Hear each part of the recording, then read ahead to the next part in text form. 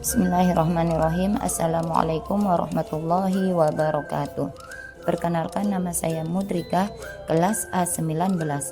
Pada presentasi kali ini saya akan mencoba membahas tentang konsep dasar kurikulum di sekolah.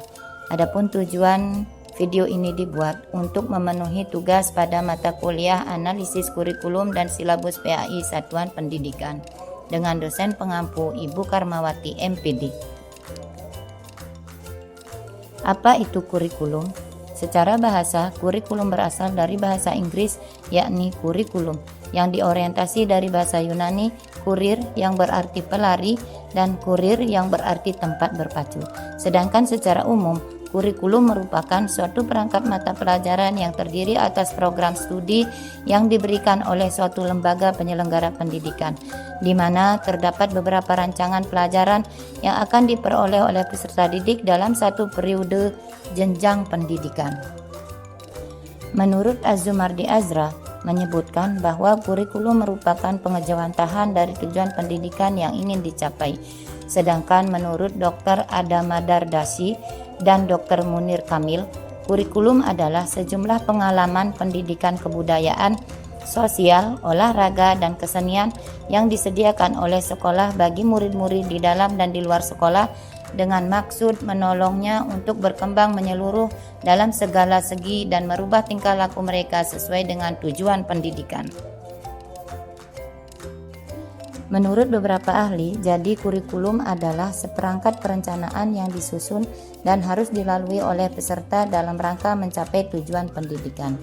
Sedangkan menurut Undang-Undang Nomor 20 Tahun 2003, kurikulum diartikan sebagai seperangkat rencana dan pengaturan mengenai tujuan, isi, dan bahan pelajaran serta cara yang digunakan sebagai pedoman penyelenggaraan kegiatan pembelajaran untuk mencapai tujuan pendidikan tertentu.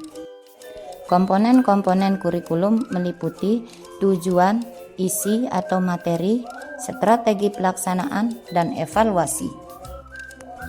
Adapun maksud dari komponen-komponen kurikulum tersebut yaitu yang pertama, tujuan yang berkaitan dengan hasil yang diharapkan dari suatu proses pembelajaran seperti kecerdasan, pengetahuan, kepribadian, keterampilan, dan lain sebagainya.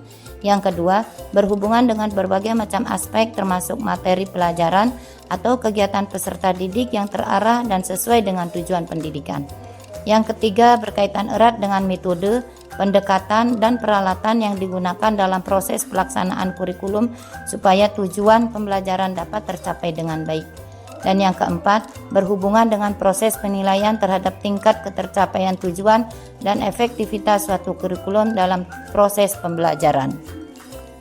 Selanjutnya yaitu fungsi kurikulum. Yang pertama, fungsi integrasi, yaitu suatu alat pendidikan yang dapat menciptakan individu-individu yang utuh serta dapat diandalkan dan mampu berintegrasi di masyarakat umum. Yang kedua, fungsi penyesuaian, suatu kemampuan dalam menyesuaikan diri dengan perubahan yang terjadi di lingkungan yang dinamis. Yang ketiga, fungsi diferensiasi, yaitu suatu alat yang dapat memberikan pelayanan terhadap perbedaan-perbedaan pada setiap murid yang mesti dihargai dan dilayani. Yang keempat, fungsi persiapan, yaitu suatu alat pendidikan yang dapat mempersiapkan para siswa ke jenjang pendidikan berikutnya dan juga dapat mempersiapkan diri agar dapat hidup dalam masyarakat.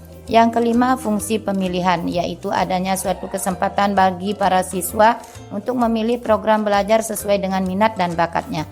Dan yang terakhir yaitu fungsi diagnostik, adalah alat pendidikan yang dapat memahami serta mengarahkan potensi para siswa dan dapat memahami kelemahan dirinya serta memperbaikinya.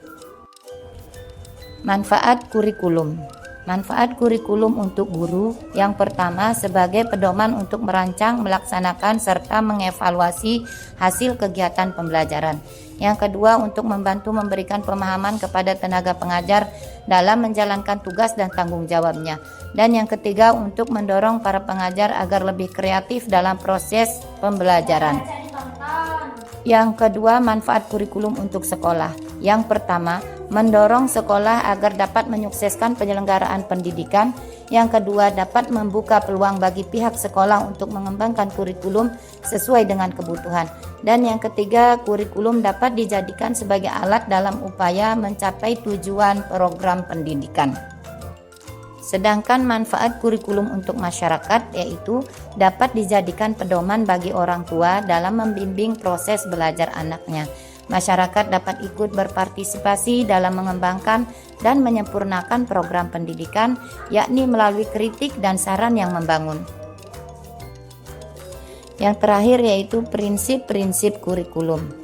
Yang pertama, fleksibilitas, yaitu dapat disesuaikan dengan kebutuhan peserta didik dan perkembangan zaman. Yang kedua, relevansi, sesuai dengan kebutuhan peserta didik, masyarakat, dan dunia kerja.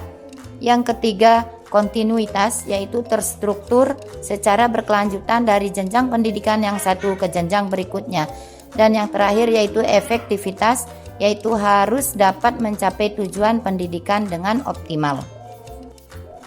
Demikianlah presentasi saya kali ini, semoga bermanfaat. Akhirul kalam, wallahul muwafiq ila aqwamit thoriq. Wassalamualaikum warahmatullahi wabarakatuh.